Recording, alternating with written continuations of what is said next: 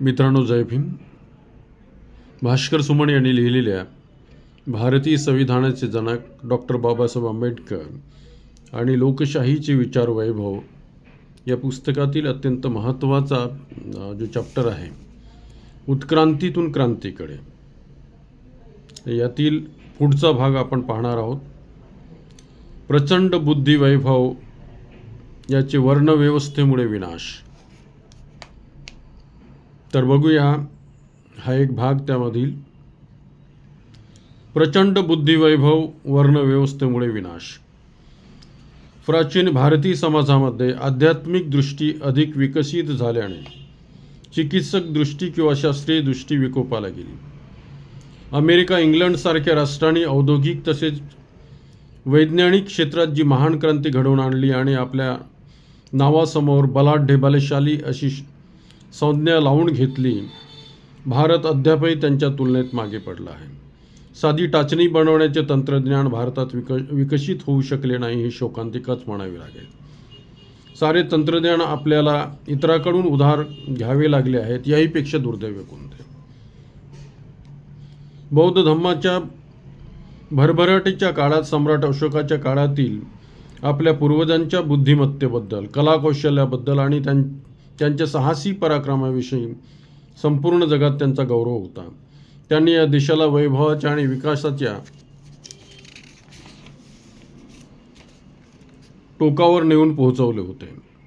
परंतु पुढे हा विकास आणि वैभवशाली संस्कृतीची वाढ का खुंटली आणि थोर कल्पकतेचा, शोधक वृत्तीचा व प्रचंड बुद्धिवैभवाचा लोप कशामुळे झाला, याचा छळा लावणे आवश्यक आहे.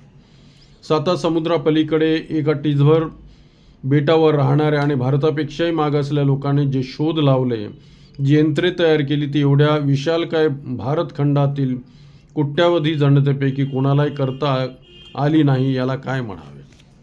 इंग्लंडमधील कॅक्स्टन आणि भारतातील संत ज्ञानेश्वर दोघेही तत्कालीन काळातील थोर व्यक्ती. बुद्धाची तुलना केली तर कॅक्स्टनपेक्षा ज्ञानेश्वराची योग्यता अधिक म्हणावी लागेल.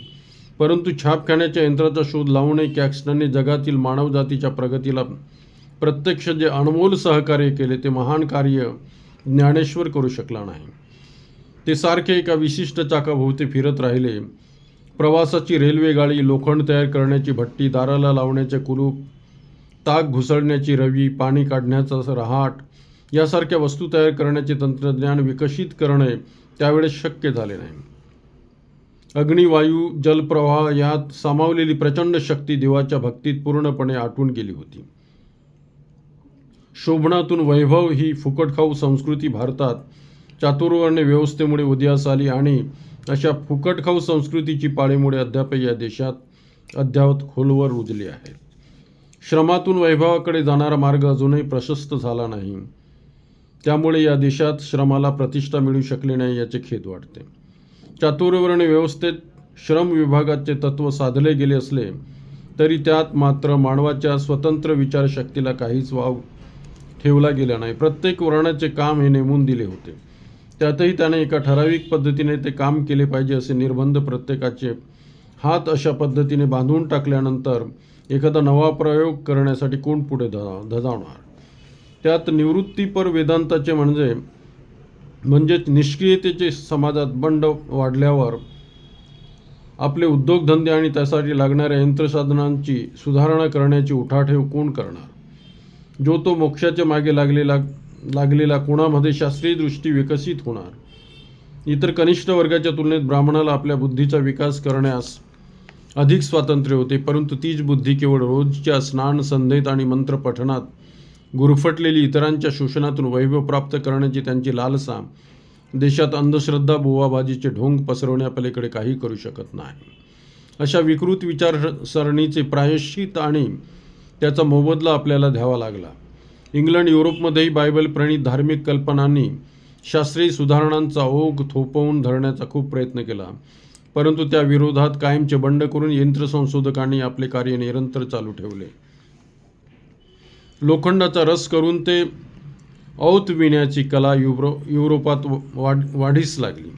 तोफ बनवण्याची युक्ती युरोपातून वाढीस लागली. तोफ बनवण्याची युक्ती युरोपातून प्रथम तुर्कस्तानात आली. त्यामुळे जेव्हा पुढे मुसलमान शासकांच्या स्वाऱ्या भारतात होऊ लागल्या, त्यांच्या तोफांच्या गगनभेदी भडीमाराला येथील हिंदू सैनिक तोंड देण्यास असमर्थ ठरले. येथील हिंदू सैनिकांची सारी मदार त्यांच्या तलवारीवर, अश्वदळावर आणि गजदळावर होती. त्यांच्या सुधारलेल्या यंत्रशास्त्रापुढे भारतीय सैन्याला शरण जावे लागे. विजापूरची मुल्क मैदान नावाची शस्त्र तोफ चलिबी रुमीखान नावाच्या सरदाराने मोठ्याने डागली. त्यात हजारो हिंदू सैन्यांचा चुराडा झाला.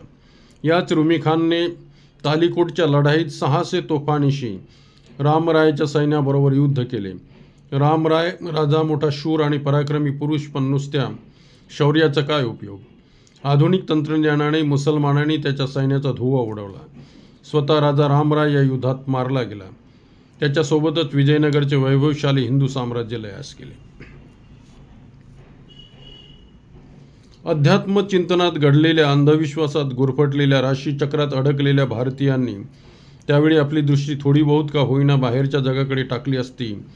ज्या यंत्रविज्ञानाचा विकास युरोपात चालला होता, त्याचा अभ्यास करण्यासाठी भारतातील काही कोलंबस तिकडे गेले असते, तर भारताकडे आज एक बलाढ्य राष्ट्र म्हणून साऱ्या जगाने कौतुक केले असते. परंतु समुद्रगमन तर धर्मानेच निषिद्ध करून ठेवलेला, तेव्हा बाहेर पाय काढणार कोण. तिकडचे युरोपीय, चीनी, तुर्क, अरब, हबसी व्यापारी व प्रवासी वाटेल तसे भारतात येत असत, परंतु त्यांच्या देशात जाण्याची कोणास प्राज्ञा. सारेच वर्णव्यवस्थेच्या दुष्चक्रात अडकलेले. विलायतेला हनुमंतराव नावाचा पहिला ब्राह्मण गेला. तो 1881 साली. तो राजापूरचा रहिवासी होता. रघुनाथराव पेशव्यांनी इंग्रजांचे सहकार्य मागण्यासाठी त्याला इंग्लंडला पाठवले होते. इंग्लंडला गेल्यानंतर सुद्धा हनुमंतरावाची स्नान संध्या चुकली नाही. यावेळी तो आजारी पडला. मरता मरता तो कसा तरी वाचला आणि भारतात परतला. मायदेशी परतल्यानंतर त्याचे खूप हाल झाले. त्याला राजापूरच्या ब्राह्मणांनी धर्मभ्रष्ट म्हणून कायमच्या वाळीत टाकले. ब्राह्मणांच्या यथेच्छ छळाला कंटाळून तो गुजरात येथील भडोच येथे राहायला गेला आणि तेथेच मरण पावला. छत्रपती शिवाजी महाराजांच्या स्वराज्य स्थापनाच्या कार्यात त्यांनी ज्या समशेरीचा उपयोग केला, ती प्रसिद्ध भवानी तलवार भारतात तयार झाली नव्हती, तर ती पोर्तुगाल येथे तेथील एका कुशल कारागिराने तयार केली होती, असा दाखलाही इतिहासात सापडतो. ब्राह्मणांच्या रमण्यासाठी लाखो रुपये खर्च करण्याऐवजी पेशव्यांनी आधुनिक उन्नत तंत्रज्ञान विकसित करून बंदुका, तोफांचे कारखाने काढले असते, तर इंग्रजांच्या हातावर राज्याचे उदक सोडण्याची वेळ त्यांच्यावर आली नसती. तर धन्यवाद मित्रांनो, आज इथेच थांबूया.